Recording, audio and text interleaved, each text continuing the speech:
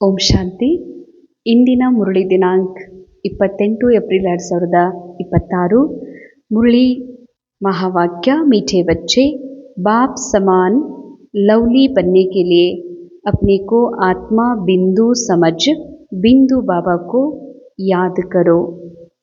ಬಾಪ್ ಸಮಾನ್ ಲವ್ಲಿ ಆಗೋದಕ್ಕಾಗಿ ತಮ್ಮನ್ನು ಆತ್ಮ ಬಿಂದು ಎಂದು ತಿಳಿದು ಬಿಂದು ತಂದೆಯನ್ನು ನೆನಪು ಮಾಡ್ರಿ.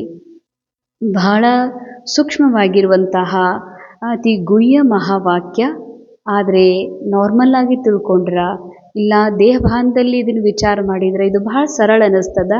ಆದರೆ ಇದು ಬಹಳ ಸೂಕ್ಷ್ಮವಾದಂಥ ಮಾತಾಗಿದೆ. ಬಾಬಾ ಪರಮಾತ್ಮನ ಸಮಾನ್ ಲವ್ಲಿ ಪ್ರಿಯ. ಇದು ಸಾಧಾರಣ ಸ್ಥಿತಿಯಲ್ಲ. ಪರಮಾತ್ಮನ ಸಮಾನ ಪ್ರಿಯ ಆಗಬೇಕು ಅಂತಂದರೆ ತಮ್ಮನ್ನು ಆತ್ಮ ಅಂತ ತಿಳ್ಕೊಡ್ರಿ. ಆತ್ಮ ಬಿಂದು ಆಗ್ರಿ. ಬಿಂದು ಅಂದರೆ ಕೇವಲ ಜಸ್ಟ್ ಡಾಟ್ ಅಲ್ಲ. ಬಿಂದು ಅಂದರೆ ಕೇವಲ ನಕ್ಷತ್ರ ಅಲ್ಲ. ಬಿಂದು ಅರ್ಥಾತ್ ಬಿಂದು ಆಗುವುದು ಅಂದ್ರೆ ಬಿಂದು ಅಂತ ತಿಳ್ಕೊಳ್ಳೋದು ಅಂತಂದರೆ ನಾನು ಏನಲ್ಲ ಅನ್ನೋದು ಕೂಡ ನೆನಪಿನಲ್ಲಿರಬೇಕಾಗ್ತದ. ಬಿಂದು ನಾ ಬಿಂದು ಇದ್ದೀನಿ ಅಂತ ಅಂದ್ಕೊಳ್ಳೋದು ಬೇರೆ. ಮೈಂಡ್ ನಾ ಬಿಂದು ಇದ್ದೀನಿ ಅಂತ ಅಂದ್ಕೊಳ್ತದ. ಬಿಂದು ಸ್ವರೂಪದಲ್ಲಿ ಸ್ಥಿತ ಆಗಬೇಕು ಅಂತಂದರೆ ಏನೇನು ಪ್ರೊಸೀಜರ್ ಅದ. ನಾ ದೇಹ ಅಲ್ಲ, ನಾನು ಈ ಭಾವನಾ ಅಲ್ಲ, ಈ ಮನಸ್ಸು ಅಲ್ಲ, ಈ ವಿಚಾರನೂ ನಾನಲ್ಲ. ಈ ಕಲ್ಪನೆಗಳು, ಈ ಭಾವನೆಗಳು ಏನೆಲ್ಲ ಸ್ಮರಣೆಗಳು ಹಾಯ್ದು ಹೋಗ್ತಾ ಇದ್ದಾವೆ ಮನ ಪಟಲದ ಮೇಲೆ, ಅವು ಯಾವುದೂ ನಾನಲ್ಲ. ಇದು ಎಲ್ಲವೂ ಡ್ರಾಮಾದ ಸ್ಕ್ರಿಪ್ಟ್ನ ಅನುಸಾರ ಇದೆಲ್ಲವೂ ಸ್ಟೋರಿ ಹಾಯ್ದು ಹೋಗ್ತಾ ಇದೆ. ಆದರೆ ನಾನೇನಿದ್ದೀನಿ ಈ ಡ್ರಾಮಾದ ಹೊರಗಿದ್ದೀನಿ. ನಾ ಡ್ರಾಮಾದ ಒಳಗಿಲ್ಲ. ಡ್ರಾಮಾದಿಂದ ಪರೆ, ಫಿಲ್ಮಿಂದ ಹೊರಗೆ ನಾನು ಅವೇರ್, ಒಂದು ಜಾಗೃತಿ, ನಿರಾಕಾರ ಬಿಂದು ಆತ್ಮ ಇದ್ದೀನಿ ಅನ್ನುವ ಸ್ಮೃತಿಯಲ್ಲಿ ಇದ್ದುಕೊಂಡು ಆ ಬಿಂದುವಲ್ಲಿ ಸ್ಥಿತ ಆದ್ರಿ ಅಂತಂದ್ರೆ ಬಾಬಾ ಹೇಳ್ತಾರೆ, ಬಿಂದು ಬಾಬನನ್ನು ನೆನಪು ಮಾಡ್ತೀರಿ ಅಂತಂದ್ರೆ ಅವಾಗ ಪರಮಾತ್ಮನ ಸಮಾನ್ ಲವ್ಲಿ ಆಗ್ತೀರಿ. ಲವ್ಲಿ ಅರ್ಥಾತ್ ಈ ಮನಸ್ಸು ಪರಮಾತ್ಮನ ಸಮಾನ ಮನಸ್ಸಾಗ್ತದ. ಭಗವಂತನ ಸಮಾನ್ ಸಾಕ್ಷಿ ದೃಷ್ಟ, ಭಗವಂತನ ಸಮಾನ್ ಸದಾ ಪೂರ್ಣತೆ, ಪರಮಾತ್ಮನ ಸಮಾನ್ ಸದಾ ನಾಲೆಜ್ಫುಲ್. ಭಗವಂತನ ಮನಸ್ಸಿನಲ್ಲಿ ಏನೆಲ್ಲ ಇದೆಯೋ ಅದೆಲ್ಲವೂ ಸ್ವಯಂ ನನ್ನ ಆತ್ಮನ ಮೈಂಡಲ್ಲಿ ತುಂಬುತ್ತಾ ಹೋಗ್ತದ. ಅವಾಗ ನಾವು ಭಗವಂತನ ಸಮಾನ್, ಬಾಬನ ಸಮಾನ್ ಲವ್ಫುಲ್ ಆಗೋದಕ್ಕೆ ಸಾಧ್ಯವಿದೆ ಬಿಂದು ಸ್ಥಿತಿಯಲ್ಲಿ ಸ್ಥಿತ ಆಗೋದ್ರಿಂದ. ಪ್ರಶ್ನೆ, याद में रहने की गुप्त हड्डी मेहनत हर एक बच्चों को करनी है क्यों? ಬಾಬಾ ನೆನಪಿನಲ್ಲಿರುವಂಥ ಹಡ್ಡಿ ಮೆಹನತ್ ಪ್ರತಿಯೊಬ್ಬರೂ ಮಾಡಬೇಕು ಯಾಕೆ ಅಂತ. क्योंकि याद के बिगर आत्मा पापात्मा से पुण्यात्मा नहीं बन सकती. ಆನ್ಸರ್ಗಿಂತ ಮೊದಲು ನಾವು ಪ್ರಶ್ನೆಯನ್ನು ಅರ್ಥ ಮಾಡ್ಕೋಬೇಕಾಗಿದೆ. ಹಡ್ಡಿ ಮೆಹನತ್, ಹಡ್ಡಿ ಸರ್ವಿಸ್. ಬಾಬಾ ಹೇಳ್ತಾರೆ ಹಡ್ಡಿ ಸರ್ವಿಸ್ ಕರೋ, ಹಡ್ಡಿ ಮೆಹನತ್ ಕರೋ, ಹಡ್ಡಿ ಕೋ ಭೂಲ್ ಜಾವೋ ಅಂತ. ಅಂದರೆ ಹಡ್ಡಿ ಅಂದರೆ ಮೂಳೆ ಅಂತ. ಮೂಳೆಯ ಒಂದು ಹಡ್ಡಿ ಮೆಹನತ್, ಮೂಳೆ ಮೆಹನತ್ ಅರ್ಥ ಏನಾಗಿದೆ? ನಾ ಮೂಳೆ ಇದೀನಂತನ್ನುವಂಥದ್ದು ಏನಿದೆ, ಮೂಳೆ ಅಂದ್ರೆ ನಾ ಮೂಳೆ ಅಂತ ಹಂಗೆ ಅಂದ್ಕೊಳ್ಳಂಗಿಲ್ಲ. ನಾ ಮೂಳೆ ಅರ್ಥಾತ್ ಮೂಳೆಗಳ ಹೊದಿಕೆ, ಈ ಚರ್ಮ, ಈ ದೇಹ, ಈ ಶರೀರ ನಾನು, ಪುರುಷ ಯೋನಿ ನಾನು, ಸ್ತ್ರೀ ನಾನು ಅನ್ನುವಂತಹ ಸ್ತ್ರೀಯ ರೋಲ್ನ ಜೊತೆಗೆ ಮತ್ತೇನೆಲ್ಲ ಕ್ಯಾರೆಕ್ಟರ್ ಒಳಗಿದಾವ. ನಾನು ಡಾಕ್ಟರ್ ಇದ್ದೀನಿ, ಇಂಜಿನಿಯರ್ ಇದ್ದೀನಿ, ಟೀಚರ್ ಇದ್ದೀನಿ, ಮನೆ ಕೆಲಸದವಳಿದ್ದೀನಿ, ಕಪ್ಪಿದ್ದೀನಿ, ಬಿಳುಪಿದ್ದೀನಿ, ಇವೆಲ್ಲವೂ ಏನಿದಾವಲ್ಲ ಇದು ಮೂಳೆಗಳು. ಮೂಳೆಗಳನ್ನು ಹಡ್ಡಿ ಆದರ್ಥಾರ್ಥ ಈ ಮೂಳೆಗಳಿಂದ ಪರೆಯಾಗುವಂತಹ ಸ್ಥಿತಿ. ಮೂಳೆಗಳೆಲ್ಲ ಹೋದ್ಮೇಲೆ ಏನು ಉಳಿತದ? ಯಾರಾದರೂ ವ್ಯಕ್ತಿ ದೇಹ ಹೋದ್ಮೇಲೆ ಏನು ಉಳಿತದ ಅಂತ? ಏನೂ ಉಳಿಯೋದಿಲ್ಲ. ಉಳಿಯೋದು ಕೇವಲ ಅವಿನಾಶಿ ನಿರಾಕಾರ ಬಿಂದು ಆತ್ಮ.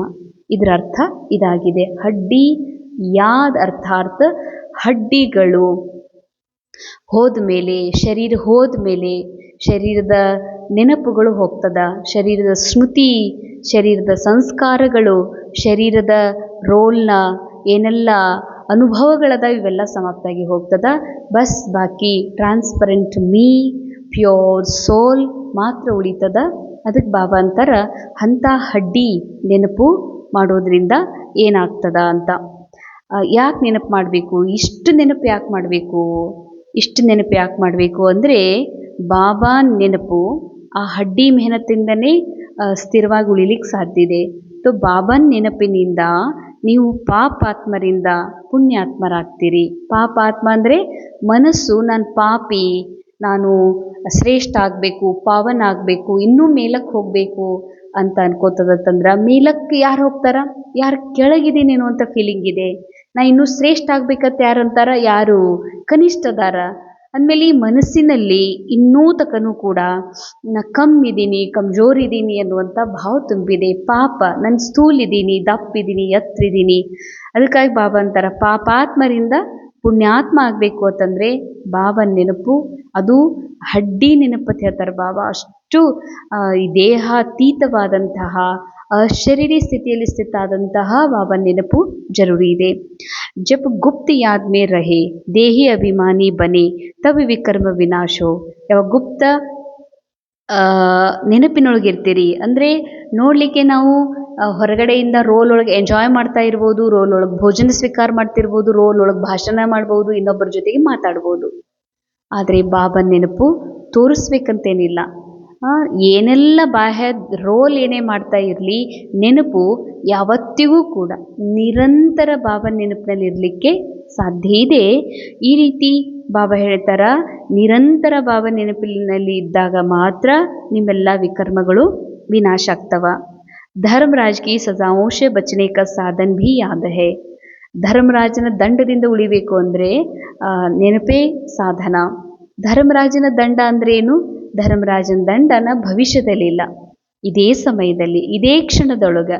ಈ ಕ್ಷಣ ನನಗೆ ಆತ್ಮಸ್ಮೃತಿ ಇಲ್ಲ, ಭಾರ, ಚಿಂತೆ, ಶಕೆ, ನನಗೆ ಶಕೆ ಆಗ್ತಾ ಇದೆ, ನನಗೆ ಬಹಳ ತ್ರಾಸಾಗ್ತಾ ಇದೆ, ಪ್ರಕೃತಿಗೆ ಶಕೆ ಆಗ್ತಾ ಇದೆ, ಆದರೆ ನನಗೆ ಶಕೆ ಆಗ್ತಾ ಇಲ್ಲ, ನನಗೆ ಶಕೆ ಆಗೋದು ಇಲ್ಲ. ಯಾಕಂದ್ರೆ ನಾನು ನಿರಾಕಾರ ಆತ್ಮ ಇದ್ದೀನಿ, ಪ್ರಕೃತಿನೇ ನಾನಿದ್ದೀನಿ ಅಂತಂದ್ರೆ ಜರೂರ್ ನನಗೂ ಶಕೆ ಆಗ್ತದ. ಅದಕ್ಕೆ ಬಾಬಾ ಅಂತಾರ ಧರ್ಮರಾಜನ ದಂಡ ಅಂದ್ರೆ ಏನು? ನನಗೆ ಶರೀರಕ್ಕಾಗೋ ತ್ರಾಸ ನನ್ನ ತ್ರಾಸ ಅಂದ್ಕೊಳ್ಳೋದು, ಶರೀರಕ್ಕಾದ ಅಪಮಾನ ನನ್ನ ಅಪಮಾನ ಅಂತ ಫೀಲ್ ಮಾಡ್ಕೊಳ್ಳೋದು, ಇದಕ್ಕಿಂತ ದೊಡ್ಡ ದಂಡನೆ ಯಾವುದೂ ಇಲ್ಲ. ಶರೀರ ಸೊರಗಿದ್ರೆ ನಾನಾ ಸೊರಗೀನಿ, ಶರೀರ ದಪ್ಪ ನಾನೇ ದಪ್ಪಾಗೀನಿ, ಶರೀರಕ್ಕೆ ಕಷ್ಟಗಳು ಬಂದ್ರೆ ನನಗೆ ಬಹಳ ಕಷ್ಟ ಆಗಿದೆ, ಶರೀರಕ್ಕೆ ಜ್ವರ ಬಂದರೆ ನನಗೆ ಜ್ವರ ಬಂದಿದೆ ಅಂತ ಆ ಒಂದು ಪೇನಲ್ಲಿ ಮುಳುಗ್ತದೆ ಈ ಮನಸ್ಸು ಅಂತಂದ್ರೆ, ಆ ದುಃಖದಲ್ಲಿ ಲೀನ್ ಆಗ್ತದಂತಂದ್ರೆ ಇದಕ್ಕಿಂತ ದೊಡ್ಡ ಧರ್ಮರಾಜನ ದಂಡ ಮತ್ತೊಂದಿಲ್ಲ. ತೋ ಬಾಬಾ ಹೇಳ್ತಾರೆ, ಇಸಿಲಿಯೇ ಬಚನೆ ಕಾ ಸಾಧನ್ ಯಾದ್ ಹೇ, ಮಾಯಾ ಕೆ ತೂಫಾನ್ ಯಾದ್ ಮೇ ಹಿ ವಿಘ್ನ ಡಾಲ್ತೆ. ಖರೆ ಮಾಯಾ ವಿಘ್ನ ಹಾಕುವುದು ಜ್ಞಾನ ಕೇಳೋದ್ರಲ್ಲಿ, ಜ್ಞಾನದ ಚಿಂತನೆಯಲ್ಲ. ಮಾಯಾ ವಿಘ್ನ ಹಾಕೋದೇ ಬಾಬಾರವರ ಸ್ಮೃತಿಯಲ್ಲಿದ್ದಾಗ. तो इसीलिए याद की गुप्त मेहनत करो तभी लक्ष्मी नारायण जैसा लवली बन सकेंगे. ಅಂಡರ್ಲೈನ್. ಅದಕ್ಕಾಗಿಯೇ ಗುಪ್ತ ಪರಿಶ್ರಮ ಅಂತಾರೆ. ಅಂದರೆ ಹಾಗಂತೂ ವಿಶೇಷ ಸ್ಥಿರತೆ ಯೋಗಕ್ಕಾಗಿ ಕುಂತ ಅಭ್ಯಾಸ ಅಂತೂ ಮಾಡಬೇಕು. ಆದರೆ ನಿಂತರೂ ಎದ್ರು ಕೆಲಸ ಮಾಡಿದರೂ ಗುಪ್ತ ನೆನಪು ನಿರಂತರ ಇರಲಿ. ಕೆಲಸ ಎಂಥದ್ದೇ ಇರಲಿ, ಹೆವಿ ಇರಲಿ, ಹಗುರವಾಗಿರೋದಿರಲಿ, ನೆನಪು ಸದಾ ಇರಲಿ ಅಂತ. ಕೆಲಸಕ್ಕೆ ತಕ್ಕಂಗ ನಮ್ಮ ನೆನಪು ಚೇಂಜ್ ಆಗಬಾರ್ದು, ನೆನಪು ಸದಾ ಇರಬೇಕು ಅಂತಾರೆ ಬಾಬಾ. ಅವಾಗ ಏನಾಗ್ತೀರಿ? ಲಕ್ಷ್ಮೀನಾರಾಯಣರ ಹಾಗೆ ಮಧುರ. ಲಕ್ಷ್ಮೀ ಅರ್ಥಾತ್ ಸಂಪನ್ನತೆ, ನಾರಾಯಣ ಅರ್ಥಾತ್ ನಿಶ್ಚಿಂತ. ನಾರಾಯಣ್ ಸಮಾನ ನಿಶ್ಚಿಂತ ಸ್ಥಿತಿ, ಲಕ್ಷ್ಮೀ ಹಾಗೆ ಸಂಪನ್ನ ಸ್ಥಿತಿ ಬರಬೇಕು ಅಂತಂದರೆ ನೀವು ನಿರಂತರ ನೆನಪಿನಲ್ಲಿ, ಗುಪ್ತ ನೆನಪಿನಲ್ಲಿ ಇರಬೇಕಾಗಿದೆ ಅಂತಾರೆ ಬಾಬಾ.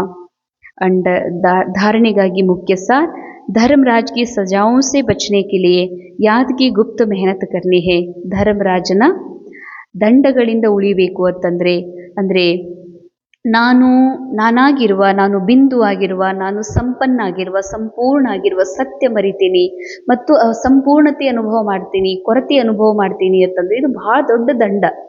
ಅದಕ್ಕೆ ಬಾಬಾ ಅಂತ ಧರ್ಮರಾಜನ ದಂಡದಿಂದ ಉಳಿಬೇಕು ಅಂತಂದರೆ ನೆನಪಿನ ಗುಪ್ತ ಪರಿಶ್ರಮವನ್ನು ಮಾಡ್ತಿರಬೇಕು. ಪಾವನರಾಗುವಂತಹ ಉಪಾಯ ಆಗಿದೆ ನಿಮ್ಮನ್ನು ಆತ್ಮ ಅಂತ ತಿಳ್ಕೊಂಡು ಬಿಂದು ತಂದೆಯನ್ನು ನೆನಪು ಮಾಡೋದು. ಸೆಕೆಂಡ್ ಪಾಯಿಂಟ್, ಜ್ಞಾನ್ ಮೇ ಅಪ್ನೆ ಆಪ್ಕೋ ಮಿಯಾ ಮಿಟ್ಟು ನಹಿ ಸಮಜ್ನಾ ಹೇ. ಜ್ಞಾನದಲ್ಲಿ ಎಂದಿಗೂ ಕೂಡ ನಿಮಗೆ ನೀವು ಭಾಳ ಹುಷಾರಿದ್ದೀನಿ ಅಂತ ತಿಳ್ಕೊಬೇಡ್ರಿ. ಏಕ್ ರಸ್ ಅವಸ್ಥಾ ಬನಾನೆ ಕಾ ಅಭ್ಯಾಸ ಕರ್ನಾ. ಮಿಯಾ ಮಿಟ್ಟು ಅರ್ಥಾರ್ಥ ಹೀಗನ್ನಿಸ್ತದಲ್ಲ, ಒಂದು ಹಂತ ಬಂದ ಮೇಲೆ ಪುರುಷಾರ್ಥ ಮಾಡಿ ಮಾಡಿ ಮಾಡಿ ಯಾವಾಗ 4D ಡೈಮೆನ್ಷನ್ ಒಳಗೆ ಯಾವಾಗ ಎಂಟರ್ ಆಗ್ತೀವಿ, ಮೈಂಡ್ ಎಂಟರ್ ಆಗ್ತದೋ ಅವಾಗ ಈ ಮನಸ್ಸಿಗೆ ಅನ್ನಿಸ್ತದ ಸಮಸ್ಯೆಗಳೆಲ್ಲ ಕಮ್ಮಾದವು. ಈಗ ಏನೇ ಆದರೂ ನನಗೆ ಜಾಸ್ತಿ ಕ್ರೋಧದಲ್ಲಿ ಯಾರೇ ಕ್ರೋಧ ಮಾಡಿದರೂ ನನ್ನ ರಿಯಾಕ್ಟ್ ಮಾಡೋದಿಲ್ಲ, ಯಾರೇ ಏನೇ ಪರಿಸ್ಥಿತಿ ಘಟಿಸಿದ್ರು ಬಹುಶಃ ನನಗೇನೂ ಪ್ರಭಾವ ಆಗೋದಿಲ್ಲ. ಒಂದು ರೀತಿ ನಾನು ಜ್ಞಾನದಲ್ಲಿ ಏನಾಗ್ಬಿಟ್ಟಿನಿ, ಶ್ರೇಷ್ಠ ಸ್ಥಿತಿಯನ್ನು ಪಡ್ಕೊಂಡಿದ್ದೀನಿ ಅಂತ ಭಾಳ ಜನ ಹೇಳ್ತಾರೆ. ಅದೇ ಶ್ರೇಷ್ಠ ಪುರುಷಾರ್ಥ ಅಂತ ತಿಳ್ಕೊಂಡಿದ್ದಾರ. ಮಾಯಾ ಪರೀಕ್ಷಾ ಹೆಂಗೆ ತಗೊಳ್ತದೆ ಅನ್ನೋದೇ ಭಾಳ ಜನರಿಗೆ ಗೊತ್ತಿಲ್ಲ.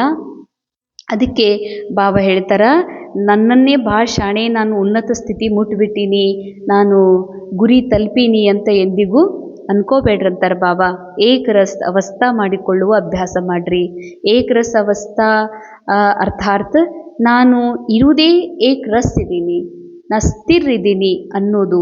ಇದು ಅಸ್ಥಿರ ಯಾವುದು? ಈ ಶರೀರ, ಈ ಮೂಮೆಂಟ್. ಶರೀರ ಈ ಶಬ್ದ ಮೂಮೆಂಟಲ್ಲಿದೆ, ಬಾಯಿ ಮೂಮೆಂಟ್ ಮಾಡ್ತಾ ಇದೆ, ಕಣ್ಣು ನೋಡ್ತಾ ಇದೆ, ಈ ಶರೀರದ ಮೂಲಕ ಕ್ರಿಯೆ ನಡೀತಾ ಇದೆ. ಇದು ರೋಲ್ನಲ್ಲಿದೆ, ಮೂಮೆಂಟ್ಸ್ ರೋಲ್ನೊಳಗಿದೆ. ನಾ ಆತ್ಮ ಸ್ಥಿರ ಇದ್ದೀನಿ, ಏಕ್ ರಸ್ ಇದ್ದೀನಿ. ಈ ಸತ್ಯವನ್ನು ಪುನಃ ಪುನಃ ಪುನಃ ಮನಸ್ಸಿಗೆ ನೆನಪು ಮಾಡಿಕೊಡ್ಬೇಕಾಗಿದೆ. ತೋ ಬಾಬಾ ಕೋ ಜೋ ಫರ್ಮಾನ್ ಹೇ ಉಸೆ ಪಾಲನ್ ಕರ್ನಾ ಹೈ. ಬಾಬಾರವರ ಏನು ಆಜ್ಞಾ ಇದೆ ಮಕ್ಕಳ ಪ್ರತಿಯಾಗಿ ಅದನ್ನು ಅವಶ್ಯ ಫಾಲೋ ಮಾಡ್ರಿ. ಬಾಬಾರ ಆಜ್ಞೆಯಲ್ಲಿ ನಂಬರ್ 1 ಆಜ್ಞೆ ಆಗಿದೆ, ನಿನ್ನನ್ನು ದೇಹಿ ಆಗಿ, ದೇಹದಿಂದ ನ್ಯಾರ ಆಗಿ ಆತ್ಮಸ್ಥಿತಿಯಲ್ಲಿ ಸ್ಥಿತಾಗು. ಇದು ನಂಬರ್ 1 ಆಜ್ಞಾ. ನಂಬರ್ 2 ಆಗಿದೆ, ನಿರಂತರ ನನ್ನನ್ನು ಪರಮಾತ್ಮನ ಸಾನ್ನಿಧ್ಯದಲ್ಲಿ ಅನುಭವ ಮಾಡೋದು. वरदान, हर कर्म करते हुए कमल आसन पर विराजमान रहने वाले सहज व निरंतर ಯೋಗಿ ಭವ. ಪ್ರತಿಯೊಂದು ಕರ್ಮವನ್ನು ಮಾಡ್ತಾ ಕಮಲ ಆಸನದ ಮೇಲೆ ವಿರಾಜಮಾನರಾಗಿರುವಂತಹ ಸಹಜ ಅಥವಾ ನಿರಂತರ ಯೋಗಿಗಳು ಆಗ್ರಿ. ನಿರಂತರ योग युक्त रहने के लिए कमल पुष्प के आसन पर सदा विराजमान रहो. ನಿರಂತರ ಯೋಗಿ ಆಗೋದಕ್ಕಾಗಿ ಬಾಬಾ ಹೇಳ್ತಾರೆ, ಕಮಲ ಪುಷ್ಪದ ಆಸನದ ಮೇಲೆ ಸದಾ ವಿರಾಜಮಾನರಾಗಿರಿ. ಕಮಲ ಆಸನದ ಮೇಲೆ, ಕಮಲ್ ಆಸನ್ ಪರ್ ವಹಿ ಸ್ಥಿತ ರಹ ಸಕ್ತಾ ಹೈ. ಅಂಡರ್ಲೈನ್. ಕಮಲ್ ಆಸನ ಅಂತಂದರೆ ಎಷ್ಟೋ ಬಾರಿ BK ಜೀವನದೊಳಗೆ ಕಮಲದ ಮೇಲೆ ಕುಂತು ಫೋಟೋ ತಕ್ಕೊಳ್ಳೋದು ಅಥವಾ ಕಮಲದ ಆಸನದ ಮೇಲೆ ಕುಂತ ಯೋಗಿಯ ಚಿತ್ರವನ್ನು ಹಾಕೋದು, ಹೀಗೆಲ್ಲ ಮಾಡ್ಲಾಗ್ತದ. ಇದು ಒಂದು ಕೇವಲ ಫೋಸ್ ಅಲ್ಲ, ಇದು ಒಂದು ಆಂತರಿಕ ಸೂಕ್ಷ್ಮ ಅವಸ್ಥಾ ಸ್ಥಿತಿ. ಕಮಲ ಆಸನದ ಮೇಲೆ ಸ್ಥಿತಿ ಯಾರಾಗಕ್ಕೆ ಸಾಧ್ಯ? ಅದಕ್ಕೆ ಹೇಳ್ತಾರೆ ಬಾಬಾ, ಸುಮ್ಮನೆ ಹಾಗೆ ಅಲ್ಲ. ಈ ಸ್ಥಿತಿಯಲ್ಲಿ ಸ್ಥಿತಿ ಯಾರಾಗಕ್ಕೆ ಸಾಧ್ಯ ಅಂದ್ರೆ, ಜೋ ಲೈಟ್ ಹೇ, ಯಾರು ಲೈಟ್ ಇದ್ದಾರ. ಲೈಟ್ ಯಾರಿದ್ದಾರ? ಯಾರಿಗೆ ಆತ್ಮದ ಸತ್ಯದ ಅರಿವಿದೆ, ಜಾಗೃತಿಯಾಗಿದೆ. ಯಾರಿಗೆ ನಾ ದೇಹ ಅಲ್ಲ, ಈ ರೋಲ್ ಅಲ್ಲ, ನಾನು BK ರೇಣುಕನೂ ಅಲ್ಲ, ಈ ಸ್ಟೋರಿನೂ ನಾನಲ್ಲ, ನಾನು ಏಕ್ದಮ್ ಇದರಿಂದ ಡಿಟ್ಯಾಚ್ ಆಗಿರುವ ನಿರಾಕಾರ ಆತ್ಮ ಅನ್ನೋದಿದೆ, ಕರನ್ ಕರಾವನ್ ಹಾರ್ನ ಸ್ಮೃತಿ ಇದೆ ಅಂತಂದ್ರೆ ಅವರು ಮಾತ್ರ ಲೈಟ್ ಆಗಿರೋದಕ್ಕೆ ಸಾಧ್ಯ. ಕಿಸಿ ಭಿ ಪ್ರಕಾರ ಕಾ ಭೋಜ್ ಅರ್ಥಾತ್ ಬಂಧನ್ ನ ಹೋ. ಯಾವುದೇ ಪ್ರಕಾರದ ಭೋಜ್ ಬಂಧನ್ ಇದ್ದರೆ ಲೈಟ್ ಇರೋಕ್ಕಾಗಲ್ಲ. ಲೈಟ್ ಇಲ್ಲ ಅಂತಂದ್ರೆ ಕಮಲದ ಆಸನದ ಶ್ರೇಷ್ಠ ಸ್ಥಿತಿ ನಂದಾಗಕ್ಕೆ ಸಾಧ್ಯ ಇಲ್ಲ. ಬಾಬಾ ಬಂಧನ ನಿನ್ನೆ ಮೊನ್ನೆ ಮುರಳಿಯಲ್ಲಿ ಇದನ್ನೇ ತಿಳಿಸಿದ್ರು. ಯಾರಾದ್ರೂ ಈ ಪಾತ್ರಕ್ಕೆ ಏನಾದ್ರೆ ಅಂದ್ರೆ ನಿಮ್ಗೆ ನನಗೆ ಹಿಂಗೆ ಅಂದರು ಅಂತ ವಿಚಾರ ನಡೀತದಂತಂದ್ರೆ ಬಂಧನದೊಳಗಿದ್ದೀರಿ ಅಂತ. ಬಂಧನ ಅದ ಅಂತಂದ್ರೆ ಏನಾಗಲ್ಲ, ಲೈಟ್ ಇಲ್ಲ ಅಂತ.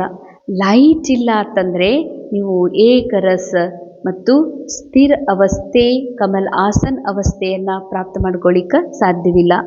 मन के संकल्पों का बोझ, संस्कारों का बोझ, दुनिया के विनाशी चीज़ों की आकर्षण का बोझ, लौकिक संबंधियों की ममता का बोझ. ಎಷ್ಟು ಹೊರೆಗಳ ಬಗ್ಗೆ ಬಾಬಾ ಹೇಳ್ತಾರೆ. ಒಂದಿದೆ ಮನಸ್ಸಿನ ಸಂಕಲ್ಪ, ಇದು ನನ್ನ ಸಂಕಲ್ಪ, ಇದು ನನ್ನ ವಿಚಾರ, ಇದು ನನ್ನ ಇಚ್ಛಾ, ಇದ್ರ ಹೊರೆ. ಸಂಸ್ಕಾರಗಳು ಹಿಂದೆ ಏನು ಪ್ರಾಕ್ಟೀಸ್ ಆಗಿಬಿಟ್ಟಿದೆ, ಯಾವುದು ಚಟ ಆಗಿಬಿಟ್ಟಿದೆ ಅದು ಮತ್ತೆ ಕಾಡ್ತದ. ಇದು ತಿನ್ನಬೇಕು, ಇದು ಉಣ್ಬೇಕು, ಇದು ಹಾಕೋಬೇಕು, ಹಿಂಗೆ ಮಾಡಬೇಕು, ಇಡಬೇಕು, ಅನುಭವಿಸಬೇಕು. ಈ ಸಂಸ್ಕಾರಗಳ ಹೊರೆ ಬಹಳ ಹೆವಿ ಇದೆ. ಜಗತ್ತಿನ ವಿನಾಶಿ ವಸ್ತುಗಳ ಆಕರ್ಷಣೆಯ ಹೊರೆ. ಇದು ನಮ್ಮ ಹತ್ರ ಇರಬೇಕು, ಇದು ಒಂದು ನಮ್ಮ ಹತ್ರ ಇತ್ತು ಅಂದ್ರೆ ಅದು ಬಂಗಾರ ಇರ್ಬೋದು, ವ್ಯಾಲ್ಯೂಬಲ್ ವಸ್ತು ಇರ್ಬೋದು, ಅಥವಾ ಏನೇ ಇರ್ಬೋದು, ವಸ್ತುವಿನಿಂದ ಈ ಜಗತ್ತು ಕೂಡಿದೆ. ಹಿಂಗೆ ನಂದಿರ್ಬೇಕು, ನನ್ನ ಹತ್ರ ಇವನು ಇಷ್ಟಿರಬೇಕು ಅನ್ನುವಂಥದ್ದೇನಿದೆ, ಇದು ಒಂದು ಬಹಳ ದೊಡ್ಡ ಹೊರೆ ಅಂತಾರೆ ಬಾಬಾ. ದುಃಖ ಕೊಡ್ತದ. ಲೌಕಿಕ ಸಂಬಂಧಿಗಳ ಮೇಲೆ ಏನು ಮಮತಾ ಇದೆ, ನನ್ನ ಮೊಮ್ಮಗಳು, ನಮ್ಮ ತಂಗಿ ಮಗಳು, ಇದು ನಮ್ಮ ತಮ್ಮನ ಮಗಳಿದು ಅಂತ ಯಾರ್ಯಾರ ಮೇಲೆ ಏನು ಎಷ್ಟು ಆಸಕ್ತಿ ಇದೆಯಲ್ಲ, ಇದು ಕೂಡ ಬಹಳ ದೊಡ್ಡ मोह अंतर बाबा। जब यह सब भोज खत्म हो तब कमल आसन पर विराजमान ನಿರಂತರ ಯೋಗಿ ಬನ್ ಸಖೆಂಗೆ। ಯಾವಾಗ ಈ ಎಲ್ಲ ಭೋಜ ಹೊರೆ ಸಮಾಪ್ತ ಆಗ್ತದೋ ಆಗ ನೀವು ಸ್ಥಿರವಾದ ಕಮಲ ಆಸನದ ಮೇಲೆ ಸ್ಥಿತ ಆಗೋದಕ್ಕೆ ಆ ಶ್ರೇಷ್ಠ ಡಿಟ್ಯಾಚ್ಡ್ ಅವಸ್ಥಾ ಕಮಲಾಸನ ಅಂದರೆ ಅತ್ಯಂತ ಸ್ಥಿರವಾಗಿರುವಂತಹ, ಈ ಜಗತ್ತಿನೊಳಗಿದ್ದು ಜಗತ್ತನ್ನು ನೋಡಿಯೂ ಕೂಡ ಸ್ವಲ್ಪವೂ ಪ್ರಭಾವಿತವಾಗದಂತಹ ಸ್ಥಿರ ಅವಸ್ಥಾ. ಈ ಅವಸ್ಥೆಗೆ ಬಾಬಾ ಹೇಳ್ತಾರ ಕಮಲಾಸನ ಯೋಗಿಗಳು ಅಂತ।